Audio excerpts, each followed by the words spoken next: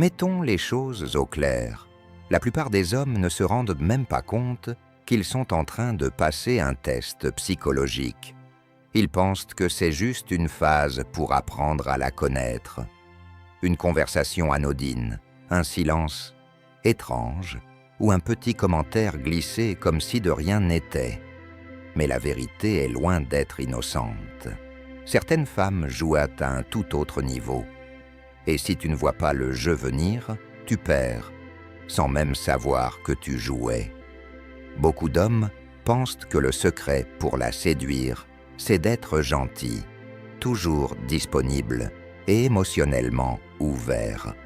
Mais c'est justement ça qui te rend facile à contrôler, parce qu'une fois qu'elle comprend qu'elle peut influencer ta façon de penser, ce que tu ressens et comment tu agis, c'est fini. Tu as déjà abandonné ton pouvoir et à partir de ce moment-là, c'est elle qui tient les rênes. Maintenant, voici où le stoïcisme change totalement la donne.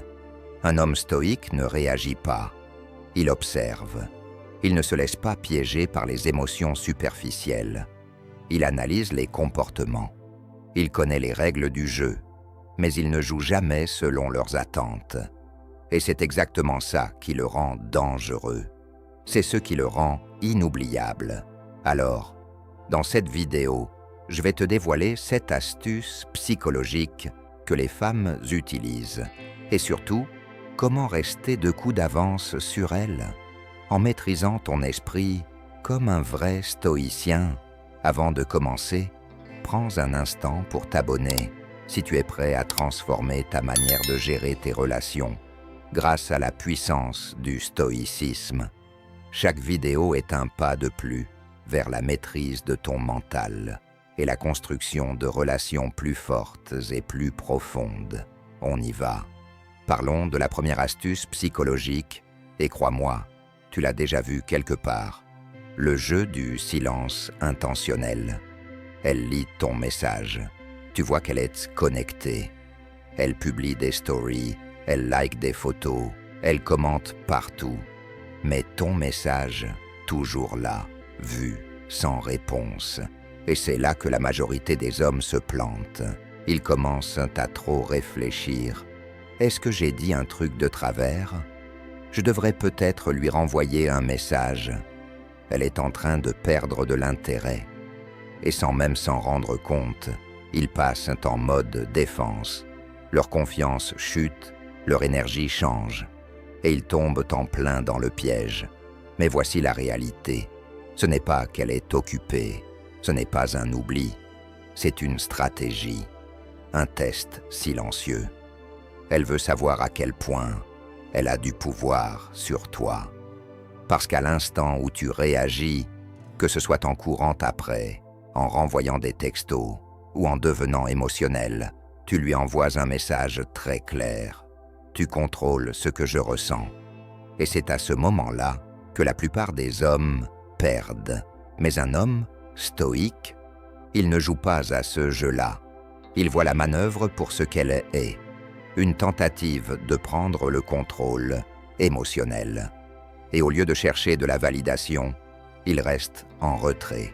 Il reste ancré. Il laisse le silence. Être silence. Il ne court pas. Il ne s'agite pas. Il observe. Parce que tu dois garder ceci en tête. Ta valeur ne se mesure pas à la vitesse à laquelle elle répond. Et plus importante encore, ta paix intérieure n'est pas à vendre. Si tu laisses un simple délai secouer ta confiance, tu ne fais pas que réagir. Tu abdiques, mais quand tu restes impassible, serein, inaccessible émotionnellement, c'est là que la dynamique s'inverse. Et c'est elle qui commence à se demander pourquoi il ne relance pas, pourquoi il s'en fiche. Et là, la curiosité devient fascination. Et la fascination devient attraction. Dans le stoïcisme, le vrai pouvoir vient du contrôle de soi. Et quand tu refuses de laisser son timing dicter tes émotions, c'est à ce moment-là que tu reprends ton pouvoir. Alors la prochaine fois qu'elle joue la carte du « je te réponds plus tard », ne bouge pas, ne renvoie pas de message, ne pars pas dans tous les sens. respire, prends du recul, avance et laisse ton silence calme dire tout ce que les mots ne diront jamais. Voici un autre piège subtil que la plupart des hommes ne remarquent qu'une fois qu'il est trop tard et qu'ils commencent déjà à leur retourner le cerveau, le retrait des compliments. Au début, elle est à fond sur toi. Tu n'es vraiment pas comme les autres mecs. Tu es tellement attirant. J'adore ton énergie. Et toi, forcément, ça fait plaisir. Tu commences à te dire « Waouh, elle me voit vraiment tel que je suis ». Mais ensuite, plus rien. Les compliments s'arrêtent net. Du jour au lendemain, plus aucun retour. Tu lui envoies un message intelligent. Silence. Tu te fais une coupe fraîche? Aucun mot. Tu fais des efforts. Elle agit comme si rien ne s'était passé. Et ce silence-là, il est assourdissant. Tu commences à douter, à te poser des questions. Est-ce que j'ai perdu mon charme? J'ai fait quelque chose de mal. Et c'est là que le piège se referme. Tu commences à en faire plus pour regagner son approbation. Tu ajustes ton comportement. Tu te rends plus disponible. Tu te mets à courir après la validation que tu recevais si facilement au début. Mais ce que tu n'as pas compris, c'est que le retrait des compliments était prévu depuis le début. Ce n'est pas un oubli, c'est un changement de stratégie. Elle t'a donné un aperçu de validation émotionnelle. Et maintenant, elle utilise son absence pour tester ta valeur personnelle. Ce n'est plus une connexion sincère, c'est une prise de pouvoir émotionnel. Alors, que fait l'homme moyen? Il s'écrase, il devient dépendant. Il se met à jouer un rôle pour mériter un peu d'attention. Mais un homme stoïque, il reconnaît le silence et reste calme. Parce qu'un homme de vraie valeur n'a pas besoin de flatterie pour savoir qui il est. Il n'a pas besoin qu'on l'applaudisse pour avancer sur son chemin. La validation, il se la donne lui-même. Il comprend que ce jeu est fait pour le déstabiliser, pour semer le doute. Mais au lieu de réagir, il reste ancré, serein, centré, inébranlable. Pourquoi? Parce que l'absence de compliments ne change pas la réalité. Elle révèle simplement les intentions. Et quand tu cesses de courir après l'approbation, c'est elle qui commence à se demander « Pourquoi mon silence ne le touche pas ?» Et là, tu reprends le pouvoir. Ça, c'est le stoïcisme en action. Alors la prochaine fois qu'elle arrête de te dire les choses qu'elle disait avant, ne panique pas, ne te rabaisse pas, ne cours pas après, souris, avance et laisse ta confiance silencieuse résonner plus fort que son silence. Parlons maintenant d'un classique, un coup tellement subtil qu'on le remarque à peine, mais qui peut te toucher en plein cœur si tu n'es pas ancré. La technique de la graine de jalousie. Elle parle d'un autre homme, mais pas de façon dramatique ou évidente. Non, elle est plus maligne que ça. C'est subtil, casual, du genre « Ah, mon collègue Julien est trop drôle, on rigole tout le temps, au boulot. » Ou encore « Mon ex m'a envoyé un message aujourd'hui, trop bizarre. » Et là, elle t'observe. Pas ce que tu dis, mais l'énergie derrière tes mots. Ton regard change-t-il? Ton corps se crispe-t-il un peu? Tu poses des questions que tu poserais pas d'habitude? Parce que c'est ça, le vrai test. Elle ne partage pas une info. Elle plante une graine de doute, une graine de comparaison. Elle veut voir, est-ce que tu vas flancher? Est-ce que tu vas te sentir menacé? Est-ce que tu vas essayer de prouver quelque chose? Parce que si tu réagis, c'est du pouvoir pour elle. Pas forcément de manière malveillante, mais inconsciemment, c'est un test. Un moyen de mesurer combien elle contrôle ton état émotionnel. Et crois-moi, beaucoup d'hommes échouent à ce test.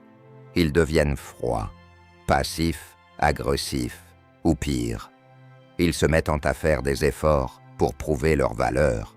Mais un homme stoïque, il ne réagit pas.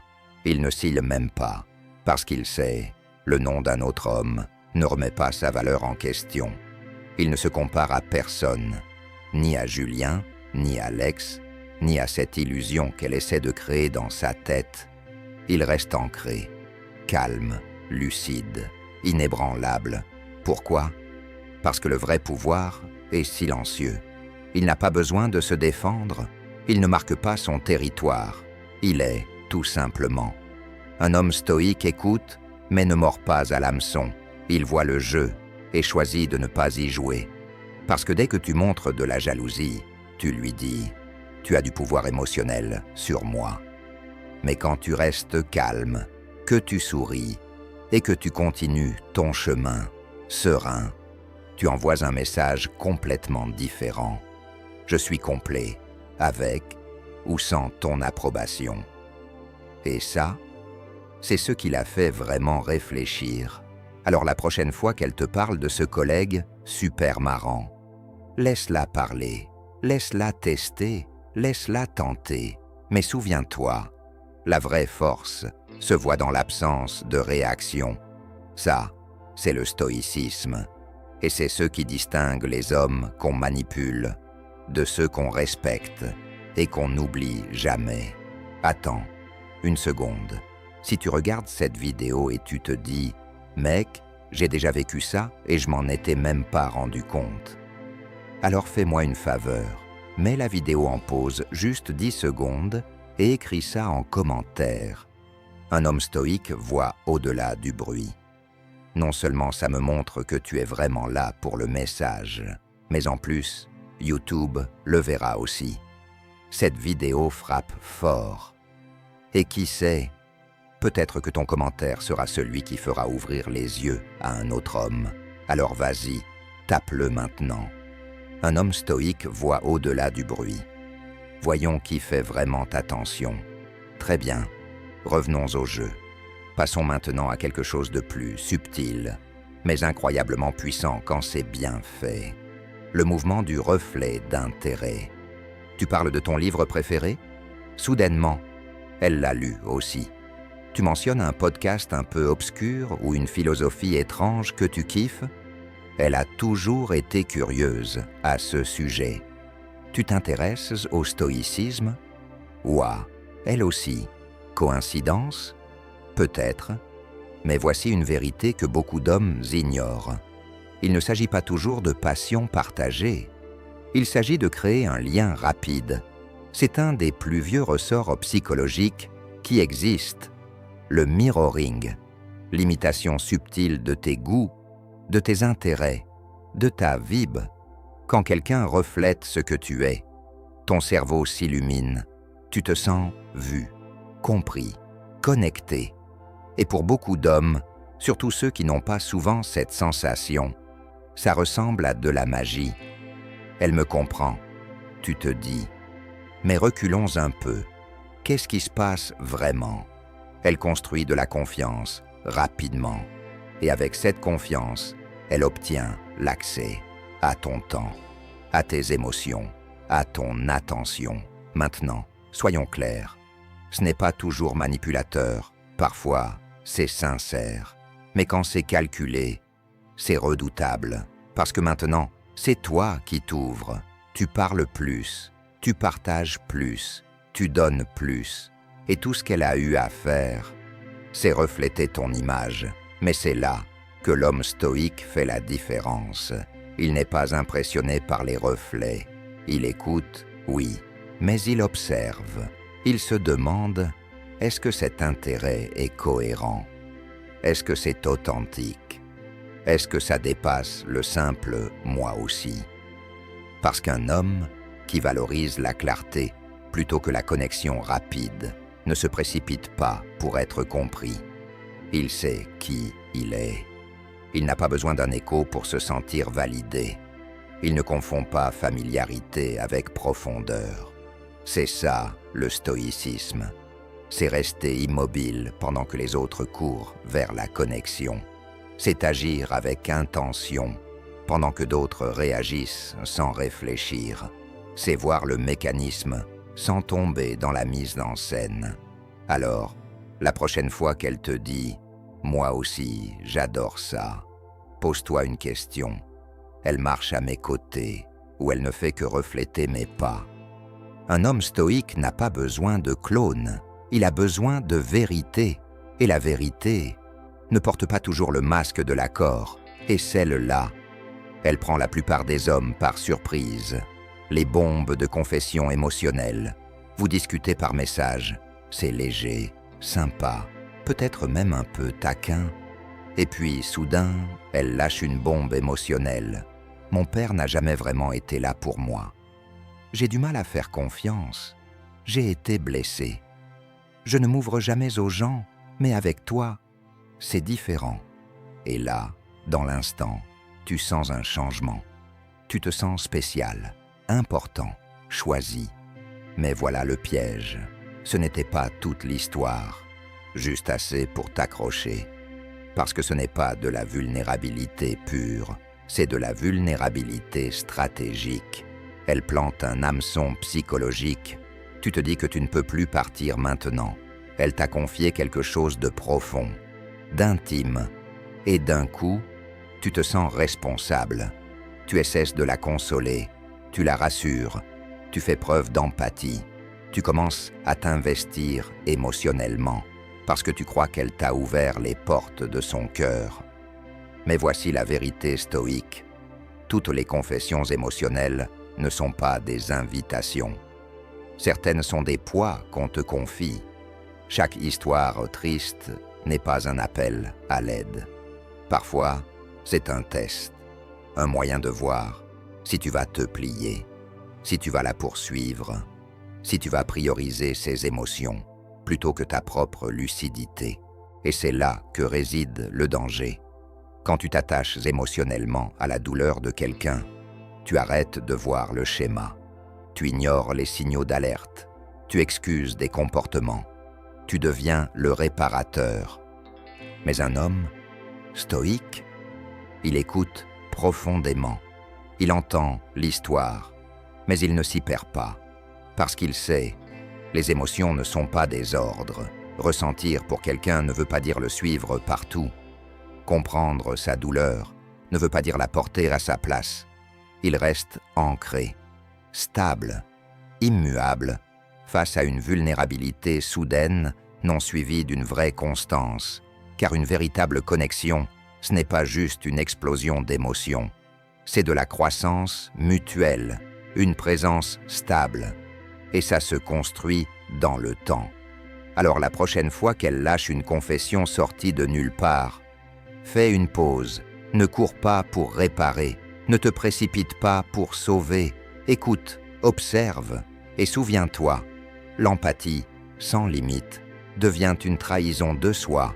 Et juste quand tu penses que tout se passe bien, elle te balance celle-là, le test du silence. Vous échangez des messages régulièrement. Il y a un rythme, une fluidité, de l'énergie. Puis, soudain, silence total. Plus de messages, plus d'appels. Aucune explication. Tu vérifies son statut. Elle est en ligne. Elle publie des stories. Elle like des mèmes. Mais à toi, rien. C'est ça, le test du silence. Ce n'est pas un oubli. Ce n'est pas qu'elle est occupée. C'est calculé. Pourquoi ? Parce que c'est dans le silence que ta vraie nature se révèle. Tu paniques, tu envoies un double message, tu demandes « j'ai fait quelque chose de mal ?» Ou pire, tu redoubles d'efforts pour récupérer son attention. Voilà le piège. Elle ne regarde pas ce que tu dis.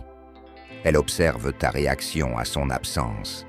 Et c'est là que la plupart des hommes échouent.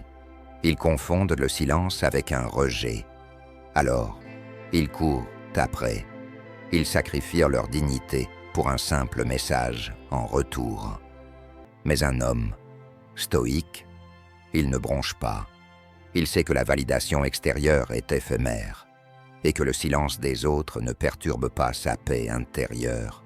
Elle disparaît et alors, il se lève tôt, il s'entraîne, il avance, il lit, il guide, il reste centré sur sa mission. Parce que son absence ne crée de vide que s'il le permet. Le silence, Ce n'est pas une punition, c'est une information.